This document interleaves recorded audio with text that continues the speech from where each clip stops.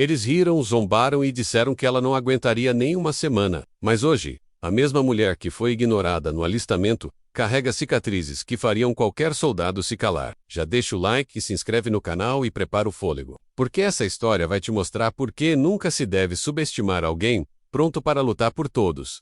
Ela apareceu no portão do quartel com um pedido simples. Queria se alistar, vestir a farda e ir para a linha de frente. Seu nome era Isadora Ferraz, 26 anos, filha de agricultores. E com uma firmeza no olhar, que nenhum dos militares ali soube encarar direito. Os primeiros sargentos gargalharam. Outros fingiram compaixão, dizendo que ela devia procurar a enfermaria, ou as funções administrativas. Mas ela insistiu. Passou pelos testes físicos com um desempenho que fez alguns homens refazerem seus próprios exames para não passarem vergonha. Nos treinamentos, caiu, quebrou um dente, deslocou o ombro e voltou no dia seguinte, como se nada tivesse acontecido. Cada hematoma virou prova, cada suor derramado, um aviso. Ela não estava ali para brincar de guerra. Isadora foi a única mulher da turma a concluir o treinamento avançado de sobrevivência. E mesmo assim, continuavam a atropelar como exceção, não como igual. A primeira missão veio cedo, com o pelotão sendo deslocado para uma zona de conflito urbano, onde emboscadas noturnas eram comuns e civis estavam encurralados. Ela recebeu um colete 2 vezes maior que seu tamanho e um fuzil com defeito, como se já esperassem que ela não voltaria. Mas naquela madrugada em que o sargento foi ferido por um estilhaço na perna e o comando entrou em colapso, foi Isadora quem assumiu a frente. Comandou o recuo de 4 soldados, mapeou uma rota segura, usando escombros como cobertura, e ainda carregou um companheiro, desmaiado por mais de 2 quilômetros, até a base. Quando voltaram, nenhum superior quis acreditar que havia sido ela a salvar metade do esquadrão. E mesmo assim, ela ficou em silêncio, limpando o sangue do uniforme e se preparando para a próxima missão. Porque para Isadora, provar alguma coisa nunca foi o objetivo.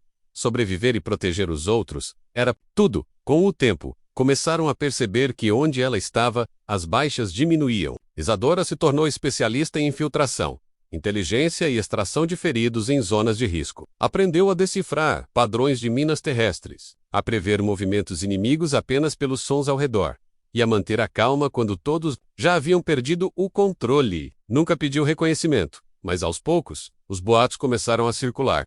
Ela salva até quem não merece, diziam alguns. Outros contavam que ela ouvia o tiroteio como se fosse música, e que nunca errava um movimento. Nas reuniões estratégicas, generais começaram a pedir sua presença, mesmo que informalmente. Ela passava mapas com marcações que pareciam adivinhações, mas que se mostravam certeiras no dia seguinte. Alguns passaram a chamá-la de fantasma do batalhão, porque onde ela passava, a morte hesitava em seguir.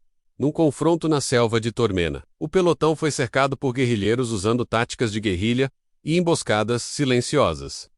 Líder da missão foi abatido nas primeiras horas, e o grupo entrou em pânico, escondendo-se sem rumo. Isadora assumiu o comando sem ter patente para isso. Traçou uma linha de deslocamento em zigue-zague para evitar franco-atiradores e organizou turnos de vigília e descanso. Construiu armadilhas improvisadas, com pedaços de arame, paus e explosivos manuais para proteger o perímetro. Quando o resgate chegou 3 dias depois, todos os soldados estavam vivos menos com fome, exaustos, mas vivos. O oficial superior, ao saber do feito, tentou reescrever o relatório omitindo a liderança dela. Mas os próprios soldados assinaram um abaixo assinado em protesto. Pela primeira vez, alguém que havia rido dela sentiu vergonha, e ela, como sempre, apenas seguiu em silêncio para o próximo destino, em missões conjuntas com tropas estrangeiras. Isadora mostrou que sua disciplina ultrapassava fronteiras. Em um exercício de cooperação internacional, foi ela quem solucionou um impasse entre unidades que não se comunicavam por idioma, utilizando sinais e códigos improvisados. Liderou a evacuação de refugiados em meio a uma confusão de ordens desencontradas, carregando uma criança nos braços enquanto segurava a arma com a outra mão. O comandante estrangeiro pediu seu nome ao final da missão, dizendo que jamais tinha visto alguém operar com tanto controle em meio ao caos. Do volta a base, os próprios colegas que antes zombavam agora pediam para ir nas missões com ela. Isadora não se vangloriava, apenas dizia: se eu cair, pelo menos foi tentando levantar alguém. E com essa filosofia, continuava, dia após dia, enfrentando não só o inimigo lá fora, mas os preconceitos dentro da própria tropa. Houve um momento em que seu nome apareceu na lista de indicados para a promoção. Mas a recomendação foi retirada por conflitos com a hierarquia. Tudo porque ela havia desobedecido uma ordem que mandava recuar e deixado 2 soldados feridos para trás. e ela voltou para buscá-los. Os superiores alegaram insubordinação, mas os 2 homens que ela salvou disseram que só estavam vivos, porque ela ignorou a ordem. A história correu como pólvora nos acampamentos, e até quem nunca a tinha visto passou a trotelar com respeito. Um deles escreveu com canivete em sua mochila: "Ela não obedece ordens injustas." E essa frase passou a defini-la mais do que qualquer patente. Isadora nunca quis ser comandante, mas, sem perceber, já comandava pelo exemplo. E isso era mais difícil de engolir para alguns do que qualquer derrota em campo durante uma ofensiva aérea. O helicóptero em que estava foi atingido e caiu em zona hostil. Com a perna fraturada, ela conseguiu arrastar-se até os destroços, salvando outros 3 tripulantes antes da explosão total da aeronave. Improvisou uma fogueira com graxa e combustível queimado. Usou pedaços do uniforme como tala e, mesmo sangrando, conseguiu manter os sobreviventes conscientes por quase 12 horas. Foi resgatada, desacordada, com hipotermia e febre alta, mas segurando na mão de um soldado que dizia ter desistido da vida até sentir sua mão firme. Quando acordou dias depois, a base inteira aplaudiu em silêncio.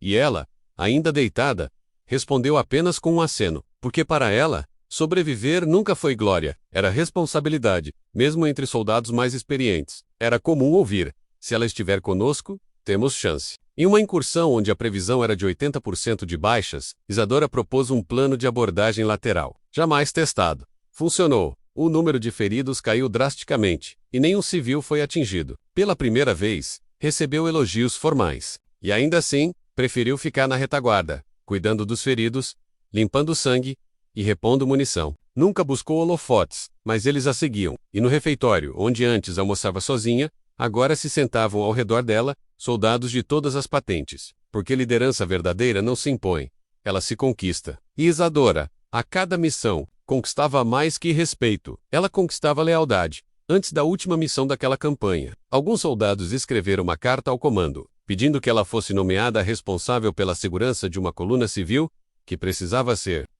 A carta dizia: se alguém pode trazer todos de volta, é ela. O comando cedeu, e Isadora liderou a coluna por território minado, com ataques esporádicos, pontes destruídas e civis em pânico. Cada obstáculo parecia impossível, mas ela resolvia com calma, rapidez e precisão. No final, ninguém se feriu, nenhuma baixa, nenhuma perda. Quando retornaram à base, até os superiores que a haviam ignorado foram forçados a aplaudir. Mas o que mais a emocionou foi a pequena menina que correu até ela, abraçando sua perna e dizendo: "A senhora é meu soldado preferido."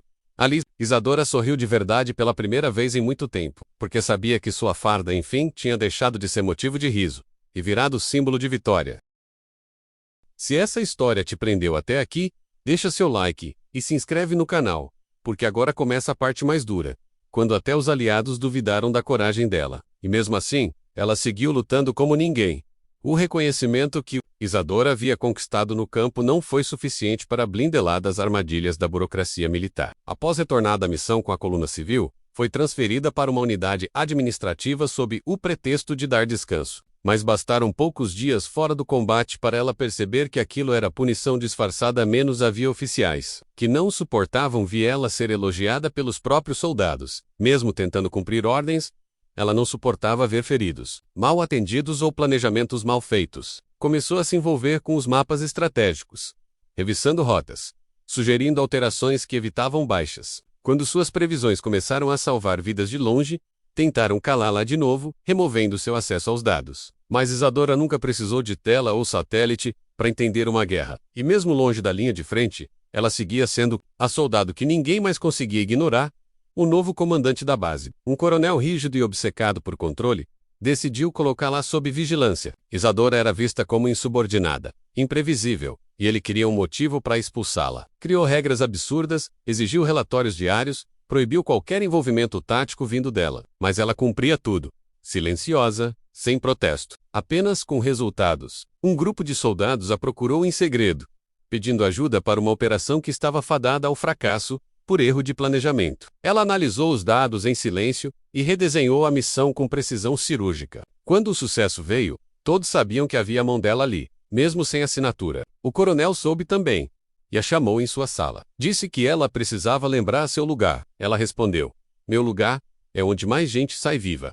A frase correu entre os batalhões, e a cada vez que um soldado voltava do campo ileso, agradecia a ela menos mesmo que ela não tivesse sequer saído da base. Certa noite, uma unidade de patrulha foi emboscada, e os rádios silenciaram por quase 12 horas. Enquanto todos esperavam ordens, Isadora reuniu mapas antigos, relatórios, ignorados e imagens de satélite para calcular onde o grupo poderia estar. Sozinha, traçou uma rota paralela e apresentou o plano ao comando, que recusou por falta de respaldo. Então, 3 soldados a procuraram por conta própria. Disseram que confiavam mais em sua leitura de terreno do que em qualquer comando. Isadora hesitou, mas partiu com eles. Cruzaram ravinas, evitaram minas e chegaram ao ponto exato onde 5 soldados estavam feridos e encurralados. Resgataram todos sob fogo. Quando voltaram à base, foram recebidos como se tivessem vencido.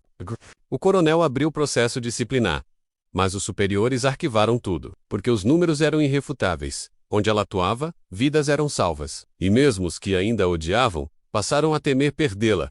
Um repórter de guerra que acompanhava uma das brigadas ouviu falar dela e pediu uma entrevista. Ela recusou de início, mas depois aceitou, com a condição de que não houvesse maquiagem, ensaio ou filtro. Sentou-se diante da câmera com o uniforme gasto, cicatrizes à mostra e voz firme. Contou histórias de soldados que nunca voltaram, de decisões que ainda tiravam seu sono, de vezes em que teve medo, e mesmo assim agiu. Disse que não era heroína, apenas alguém que sabia que, em guerra, hesitar pode matar. O vídeo viralizou. Milhares de pessoas se perguntavam como alguém assim não ocupava posição de comando. O exército tentou conter o impacto, mas era tarde. O nome de Isadora virou símbolo de resiliência, e mesmo sem medalhas oficiais, ela já era, para muitos, a maior líder que aquela tropa já tivera.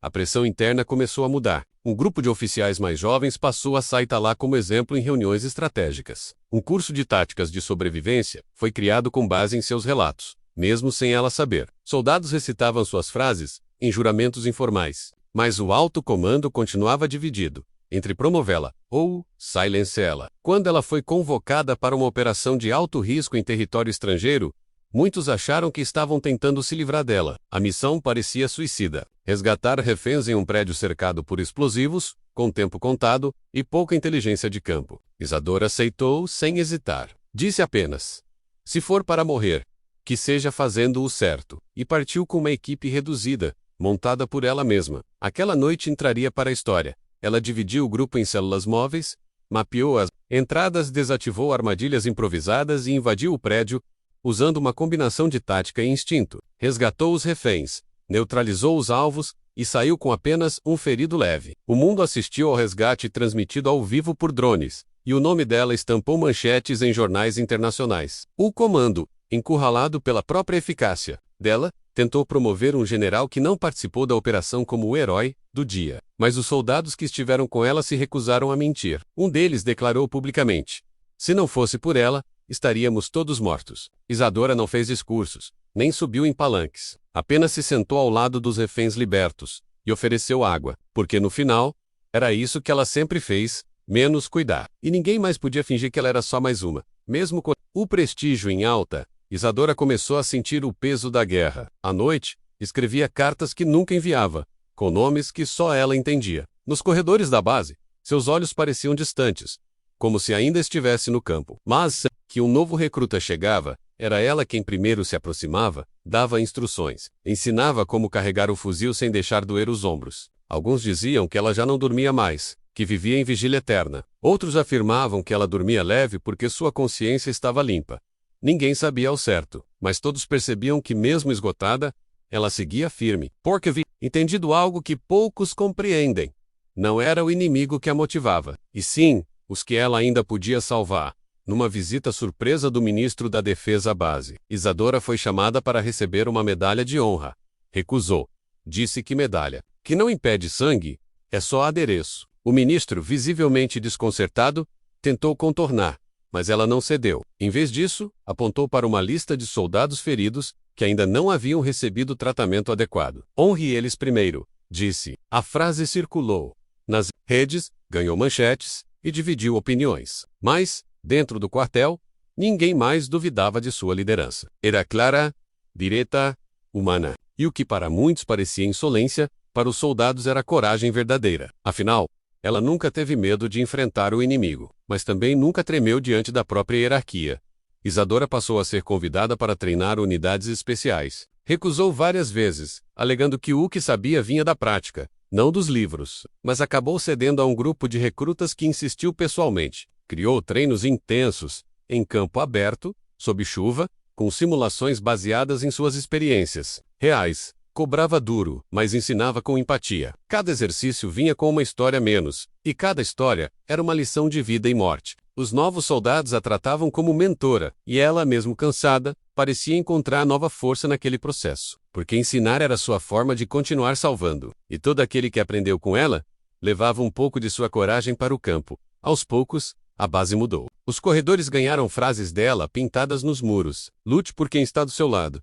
A vida pesa mais que a ordem. Não tenha medo de voltar por alguém. Os soldados diziam que era como se a presença dela fosse permanente, mesmo quando ela se ausentava. Um deles escreveu numa carta: ela não é só uma soldado, ela é o próprio espírito da guerra que escolhe proteger. E assim Isadora, que um dia foi ridicularizada por querer vestir uma farda, agora era lembrada como um modelo de tudo que um combatente deveria ser.